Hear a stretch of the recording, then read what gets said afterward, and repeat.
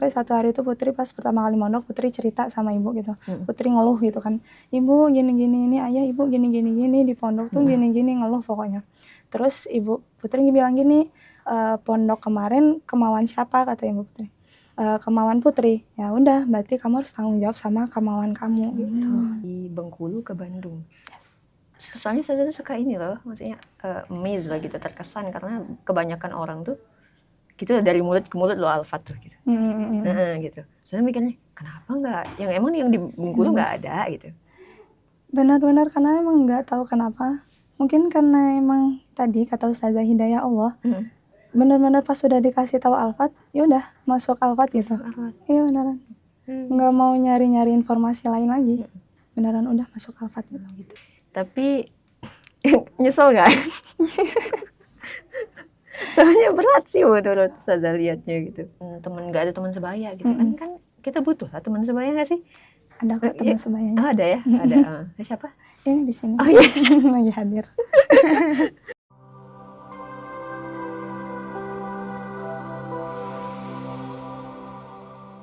Bismillahirrahmanirrahim. Assalamualaikum warahmatullahi wabarakatuh. Selamat datang kembali di podcast Mahat Hafidz Alfat Santri Akhwat.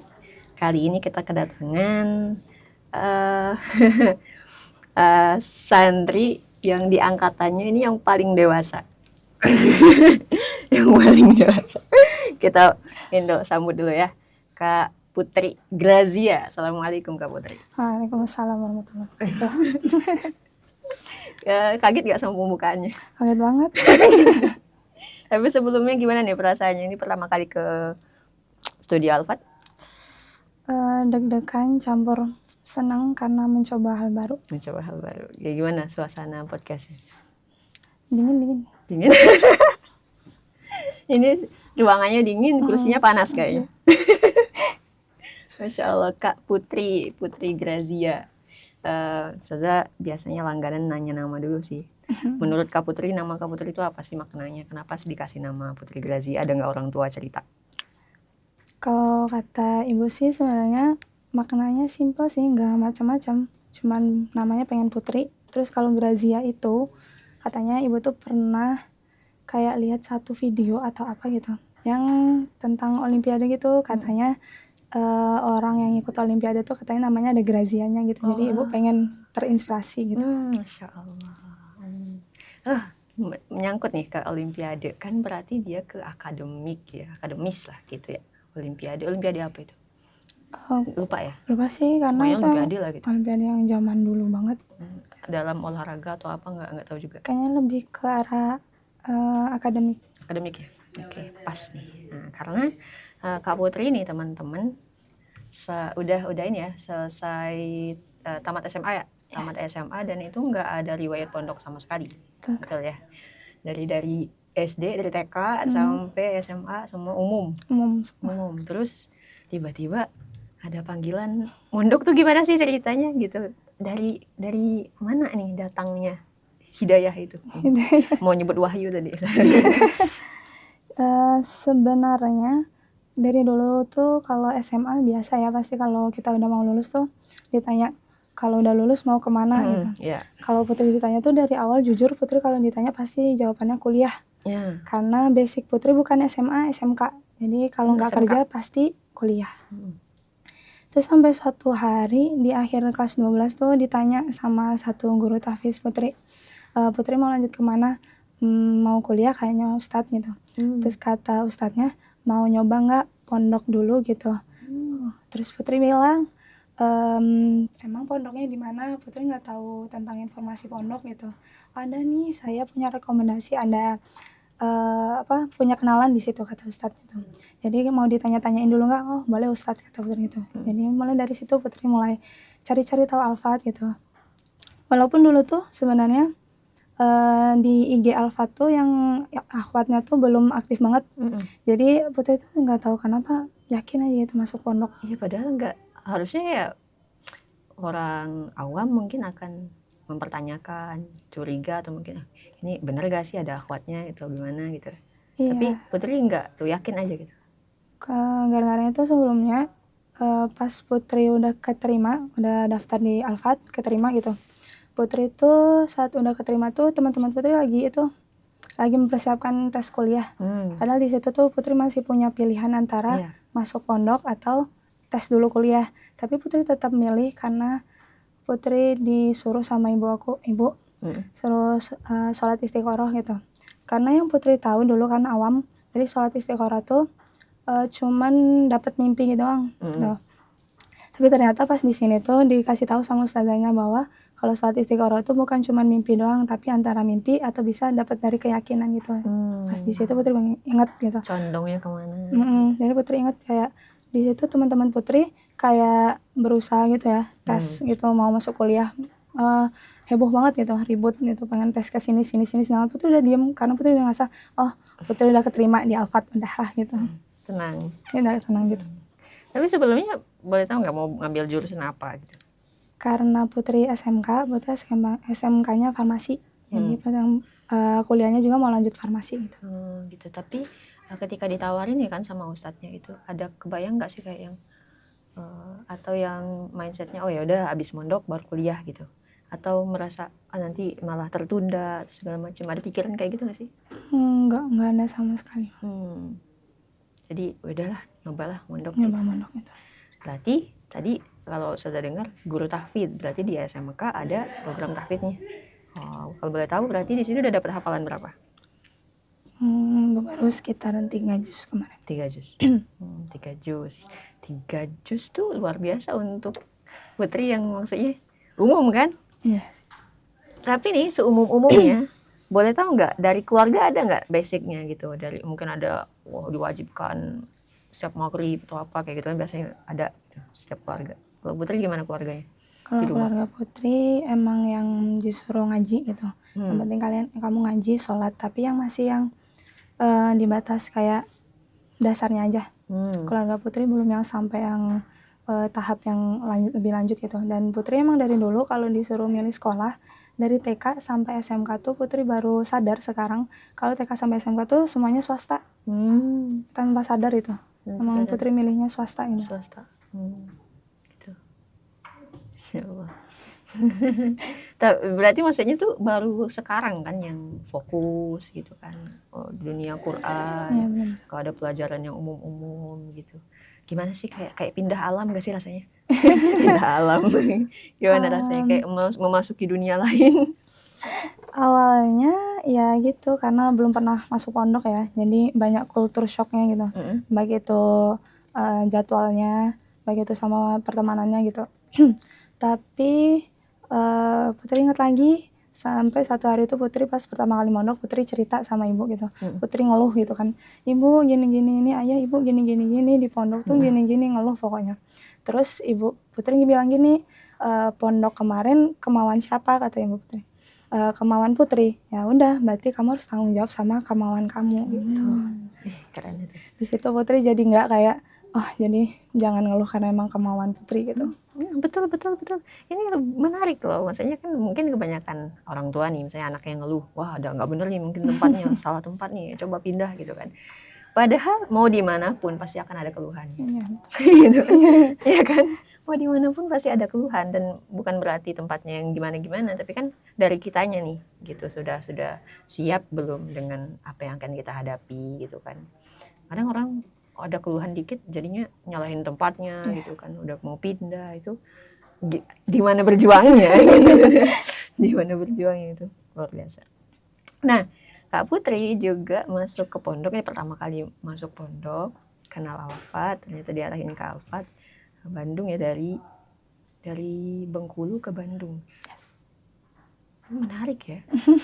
Soalnya saya tuh suka ini loh, maksudnya amazed loh gitu, terkesan karena kebanyakan orang tuh gitu dari mulut ke mulut loh Alfat tuh gitu. Gitu. Soalnya mikirnya kenapa nggak yang di Bengkulu nggak ada gitu.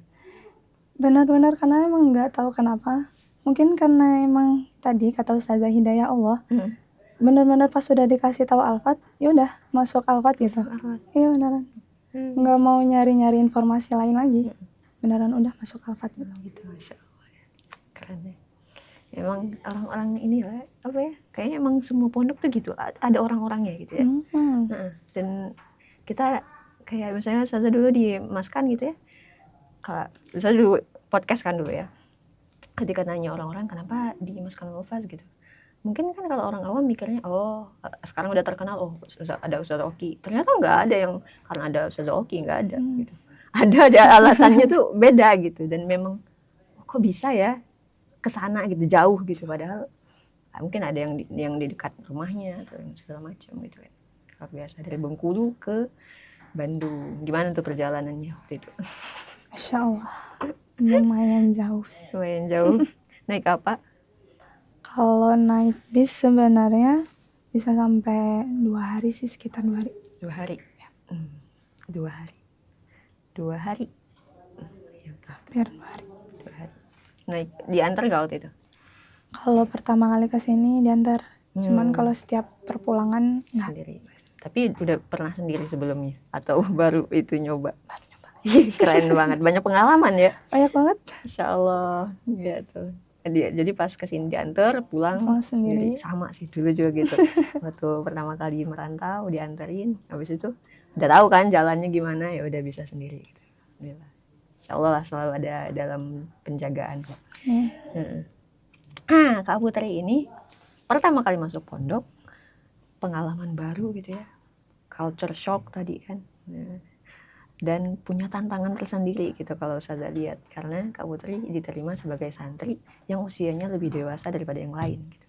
Gimana sih itu, pasti akan jadi pengalaman tersendiri lah gitu, kesan tersendiri buat Kak Putri gitu. Gimana rasanya punya adik banyak? Punya di rumah sih Putri juga punya adik ya. Oh gitu, berapa? Satu doang, Satu, tapi itu pun udah kewalahan satu aja. Terus di sini banyak banget aja kaget. Nih ada satu nih. Kaget banget, banyak banget adik, kayak aduh gimana ini, mana masih pada kecil-kecil ya, di umurnya lumayan jauh gitu, kebanyakan dari Putri. Jadi itu lumayan gimana ya ngurusin, bukan ngurusinnya sih, lebih ke gimana cara ngadepinnya gitu. Setiap orang pasti punya karakternya kan beda-beda banget. Jadi Putri aja sampai sekarang masih culture shock sih. Masih berusaha menempatkan diri gitu kan. Iya. Tapi gimana ya, walaupun mungkin dari ustazahnya nggak minta Putri ya untuk bantu mengayomi, tapi ya pasti dengan kesadaran sendiri merasa ya, karena tadi udah dewasa gitu kan, terus ya teman-teman juga pasti butuh lah gitu ya, dan itu keuntungan sih sebenarnya dari pondok yang usianya tuh variatif gitu. Keuntungannya tuh jadi kayak keluarga banget, ada adik ada kakak gitu kan, usianya beda-beda tuh. Kalau bareng kalau sama semua ya ada juga keuntungannya, tapi nggak kerasa adik kakaknya gitu, kayaknya lebih ini deh, lebih bersinggungan karena sama usianya gitu kan. Ya, kalau ini tuh lebih ke keluargaan, bener nggak? Kerasa nggak? Ya, kerasa sih. Soalnya. Tapi nyesel nggak? Soalnya berat sih menurut Ustazah lihatnya gitu. Kayak yang mungkin ada terhambat gak sih belajarnya gitu. Kita ngasih ini puffnya Kak Putri ini sebagai itu. Kira-kira rugi gak sih kalau misalnya kita mondok dalam keadaan kita ini sebagai yang paling dewasa gitu kan. Takutnya malah belajarnya terganggu gitu gak sih? Kalau sampai belajarnya terganggu kayaknya enggak ya? Enggak sampai sih. Cuman mungkin kalau nyesel atau enggaknya sih enggak sih. Memang tidak terlihat penyesalan. Enggak nyesel sama sekali, soalnya gimana ya, karena setiap orang tadi beda-beda, jadinya kita bisa lebih kenal gitu karakter setiap orang itu. Oh jadi kalau ngadepin si A gitu gini, kalau ngadepin si B gini gitu. Jadi kita bisa belajar lagi gitu, lebih belajar lagi. Dan juga kalau kita biasanya lebih fokus sama menghormati yang tua, kita pasti lupa sama yang menyayangi yang lebih muda gitu. Jadi biasanya berusaha untuk menyeimbangkan dua-duanya gitu. Iya, betul ya. Malah kayaknya ada di posisi yang strategis untuk belajar dari banyak hal gitu. Jadi POV-nya Kak Putri itu lebih luas gitu daripada yang lain gitu ya. Gitu, jadi kayak strategis lah gitu. Enggak yang maksudnya dewasa, emang paling dewasa daripada santri, tapi tetap bisa mengaplikasikan tadi menghormati yang lebih tua karena ada ustazah-ustazahnya gitu kan. Terus ada mungkin kemarin dari kakak angkatannya mungkin gitu kan, dan lain sebagainya gitu kan. Jadi tetap bisa itu mengimbangi gitu. Oke. Dan menariknya tadi itu betul, mungkin kalau kita fokus ke masalahnya doang, gitu, nggak seru lah, teman-teman nggak ada teman sebaya gitu kan kita butuh lah teman sebaya nggak sih? Ada kok teman sebayanya. Ada ya, ada. Siapa? Ini di sini. Oh iya. Lagi hadir. Kayaknya nanti pengennya ada podcast yang berdua sih biar lebih seru. Boleh. boleh. Nanti ya diundang lagi mau ya. Gitu. Ya bagus sih, alhamdulillah kalau ada ya. Karena takutnya tuh kebayang kalau nggak ada tuh pasti gitulah gitu kan. Butuh soalnya. Bayangin kita ngobrol yang berat-berat nggak bisa kan? Iya kan, kita mau curhat sama siapa gitu kan, nggak bisa. Jadi butuh yang sebaya kayak gitu. Kalau misalnya tadi fokusnya ke situ doang, ya bakal capek ya mikirnya. Tapi ternyata Kak Putri bisa ngambil positifnya. Oh, bisa mempelajari karakter dari santri-santri ini, dari teman-teman Kak Putri, dari yang adik juga gitu, sekalian adik gitu, insyaallah. Terus selain yang paling dewasa, Kak Putri juga kemarin kita ngadain survei kecil-kecilan. Ternyata Kak Putri dikenal sebagai santri yang paling jarang ngantuk. Jadi kalau ngantuk tuh kan adalah apa ya, tantangan paling berat bagi santri penghafal Quran tuh, baru buka Quran bentar udah ngantuk gitu kan, berat banget mata tuh kan. Jadi kalau ada santri yang jarang ngantuk tuh wow, gitu, luar biasa. Bagi dong tipsnya Kak Putri gimana? Apa ya? Sebenarnya dibilang jarang ngantuk enggak sih, justru Putri itu terkenalnya sama mereka tuh Putri sering ngantuk justru. Sering ngantuk? Iya, sama ustazahnya, sama teman-teman. Bahkan pas lihat postingan itu, teman-teman Putri SMA tuh, kamu dapat predikat jarang ngantuk katanya gitu. Enggak, aku nggak jarang ngantuk, kataku ngantuk terus sama aja gitu di SMK gitu. Kamu kok bisa sih dapat jarang ngantuk? Enggak ya, aku sama aja gitu, sama aja jarang ngantuk. Mungkin lebih ke kalau bangunnya, kalau biasanya tuh kalau di kamar kalau dengar alarm tuh Putri yang paling cepat bangun, paling pertama bangun kalau dengar alarm. Mungkin lebih ke situnya. Lebih ke situ ya. Jadi nggak yang lelap banget gitu ya. Tapi kayaknya sesering-sering Kak Putri ngantuk, nggak sesering yang lain kali ya, gitu? Bener nggak? Gitu, berarti yang lain lebih sering gitu, mungkin lebih kelihatan juga gitu kan. Mungkin dari Kak Putri ada usaha nggak sih kalau misalnya nih, kan kata Kak Putri tadi sama aja kayak yang lain sering gitu, tapi ada usaha nggak sih untuk tadi supaya nggak terlalu kelihatan banget gitu, supaya nggak diturutin banget gitu, kalau ngantuk tuh nggak tidur banget gitu? Kalau Putri sih sukanya itu biar kalau lagi ngantuk tuh biasanya suka pindah-pindah tempat ngafalnya. Jadi mau berdiri, kadang keliling juga keliling, atau kadang pindah tempat. Pokoknya kalau satu mungkin pertama kali duduknya di tangga, nanti pindah lagi kemana gitu, di ke jendela, pindah-pindah terus. Setannya di situ udah kalah di situ, pindah pindah gitu. lagi. Tahu kadang kemarin tuh Ustazah Putri juga rekomendasiin, katanya kalau ngantuk coba kamu ngelakuin hal apa gitu, hal lain, nulis atau apa gitu. Putri nyobanya baca buku gitu. Dan itu lumayan ngaruh sih baca buku dikit, karena Putri emang lumayan suka gitu baca buku. Jadi pas udah baca buku kayak berapa halaman gitu, oh udah nggak ngantuk, jadi langsung balik lagi ngafal. Iya gitu. Betul. Jadi kita mengecoh setannya. Serius itu, apalagi nanti kalau misalnya di luar pondok itu cobaannya lebih berat lagi. Soalnya kadang suka lagi murojaah, waduh udah ngantuk, buka HP bentar, udah buang HP-nya gitu. Jadi kayak buat ini doang. Jadi mungkin setannya udah kalah nih, gitu. Udah. Kita cuman mau mengecoh aja. Gitu, betul. Jadi tadi ya, jangan udah tahu di situ ngantuk, ya udah coba cari tempat lain. Posisinya duduk ngantuk, udah berdiri gitu kan. Gitu. Betul. Insyaallah. Semoga bisa diterapin lah sama teman-temannya di rumah. Itu mungkin simple gitu, tapi kadang orang tuh belum praktek udah nyerah duluan gitu. Jadi kuncinya di praktek sih, dan sama kemauan yang besar ya. Kalau kita punya kemauan yang besar, kayaknya tadi bakal nyari gimana pun caranya supaya jangan ngantuk, jangan sampai ngantuk ini ngalangin kita dari murojaah, dari ziyadah dan sebagainya. Oke, terus jadi ya mulai ngafal kan dari SMK, udah dapat 3 juz. Terus kesini juga kalau kita lihat tuh Kak Putri itu termasuk yang stabil gitu kalau untuk mencapai targetnya tuh gitu. Jadi kayaknya nggak pernah ketinggalan lah gitu ya. Boleh diceritain nanti ya. Kak Putri ada metode nggak yang bisa dibagiin gitu? Metode Atau apa sih gitu yang maksudnya apa langsung bisa atau nyoba-nyoba dan ternyata kayak gini caranya supaya bisa tetap capai target? Kalau untuk ngafal biasanya Putri ya sama aja sih kayak metode tiap orang kan pasti beda. Kalau Putri mah biasanya kalau untuk ngafal biasanya cuman ya satu halaman. Kalau udah dapat 3 ayat awal biasanya terus mau lanjut lagi ayat selanjutnya. Kalau ayat selanjutnya udah balik lagi ke awal gitu terus. Jadi 4 gitu. Jadi kalau udah dapat 5 nanti balik lagi ke ayat awal lagi. Gitu terus kayak diulang-ulang lagi. Diulang-ulang terus. Terus gitu. Tapi bentar, itu metode ngafal ya. Sama ini sih yang menarik tuh. Kalau cerita-cerita sama Tanaya nih. Jadi Kak Putri itu sempat ditawarin untuk naikin lagi targetnya. Tapi Kak Putri nggak mau. Apa sih gitu? Apa yang bikin Kak Putri nanti dulu lah naikin target tuh? Apa ya? Karena orang mungkin ya dengan dikasih kemudahan dia akan naikin targetnya. Gitu.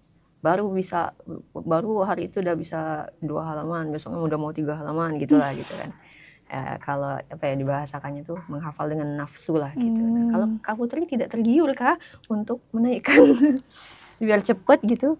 Sebenarnya gimana tuh menahannya? Tergiur banget. Cuman kemarin tuh pas disuruh murojaah lagi 10 juz gitu, 5 juz awal, 5 juz akhir tuh kerasa banget kayak hafalan aku tuh belum semutkin itu. Sedangkan kalau Putri emang ya alhamdulillah gitu diberi kemudahan kalau ngafal. Cuman ngafalnya doang. Jadi setelah itu hilang. Jadi murojaahnya tuh emang susah banget. Masih PR. Masih PR banget. Makanya Putri nggak berani untuk nyoba dulu. Betul. Nah itu apa ya? Satu prinsip yang mahal ya gitu, karena orang itu suka tadi cepet-cepet ngafal tuh, yang penting khatam lah selesai 30 juz gitu kan, soal kepegang apa enggak ntar gimana nanti lah gitu. Nah itu yang harus dihindari gitu. Kita sebagai penghafal Quran tuh harus ngebayangin betapa besarnya tanggung jawab setiap ayat itu loh. Masya Allah. Kalau menurut Kak Putri nih, kemudahan yang Kak Putri rasain dalam menghafal itu dari mana? Dari Allah. Wasilahnya apa? Pasti dari Allah nih. Tapi wasilahnya apa? Dari ikhtiarnya Kak Putri ada nggak? Ada merasa nggak sih kayaknya karena satu amalan atau apa, atau doa orang tua atau apa? Kayaknya kalau wasilah Putri belum sampai nemu apa wasilah amalan gitu. Karena Putri masih yakin satu itu doang tadi. Kalau setiap hafalannya dimudahkan ya dari Allah. Kalaupun yang disulitkan ya berarti emang dari Putrinya sendiri. Justru kalau disulitkan itu berarti Putrinya kurang. Pernah disulitkan? Sesulit apa Kak Putri yang pernah dirasain? Sekarang lagi. Gimana tuh perbandingannya gitu? Biasanya gimana, terus sekarang gimana? Biasanya tuh kayak kadang tuh udah hari ini gitu, udah hafalnya udah 2 atau 3 halaman gitu, alhamdulillah gitu. Pasti kalau udah 2-3 halaman tuh pasti besoknya semangat terus kan. Semangat terus. Sedangkan kalau akhir-akhir ini kan lagi murojaah, sedang mempersiapkan sidang. Jadi pada saat dikasih soal itu Putri benar-benar nggak tahu jawaban lanjutannya itu apa. Blank gitu. Ya ngeblank banget. Sampai Ustazah juga ngomong kayaknya emang kamu emang dimudahin di ngafalnya, tapi emang mungkin dipersulitkan. Pasti disulitkan di sini gitu ya. Dan ya gitu ya, seimbang sih. Kadang kalau ngelihat orang nih, kalau Ustazah suka cerita sama orang nih, apa kesulitan yang pernah dihadapi atau ujian terberat dalam hidup gitu, terus dia bilang nggak ada. Oke, berarti nanti. Nggak sama ini kan menghafal kan kita tahu Kak Putri ini kayaknya paling ini ya. Ternyata di murojaahnya gitu ya. Insya Allah. Dan kalau sekarang usaha Kak Putri apa untuk kesulitan itu? Putri kan disuruh ustazah untuk coba tanya-tanya sama metode teman-teman gitu. Putri cuma nanya-nanya gitu, ada yang menyarankan ini. Terus Putri udah nyoba, tapi ternyata kurang pas gitu di Putri. Jadi Putri sedang mencoba kayak apa ya? Sebenarnya Putri itu bukan tipe yang begadang atau gimana ya gitu. Jadi Putri lebih ke metode. Dan metode Putri itu Putri baru nyoba 1 hari itu tilawah diulang, terus 1 hari besoknya lagi bil ghaib, nggak lihat Al-Quran gitu, berusaha untuk murojaah tanpa lihat mushaf gitu. Itu terus nanti hari selanjutnya gitu lagi ngulang lagi gitu. Jadi biar lebih familiar ya. Betul. Karena memang itu sih banyak kan orang belum sering baca nih ya.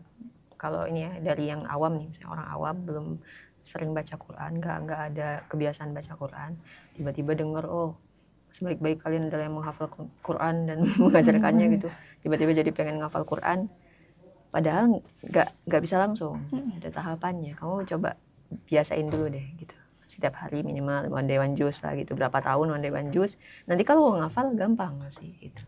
Sama juga kayak dalam murojaah pun apa ya, sehari kalau dari gurunya ustazah tuh 3 juz lah murojaah tuh minimal gitu biar muter terus. Kalau kita nggak ditilawahin ya kita stuck di situ-situ aja murojaahnya gitu, yang lain semakin tenggelam gitu loh, kasihan kan gitu. Jadi harus seimbang gitu, 3 juz mungkin nggak langsung lancar semuanya, tapi yang penting tergilir gitu, adil gitu loh, dapat semuanya gitu, insyaallah ya.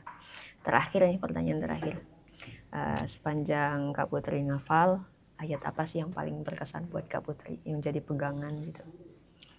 Ayatnya itu ada di surat juz 30, surat Al-Insyiqaq, yang bunyinya tuh ya ayyuhan nasu innaka kadihun ila rabbika kadaha famulaqih. Artinya, wahai manusia, sesungguhnya kamu sudah bekerja keras, maka kamu akan menemui Tuhanmu gitu.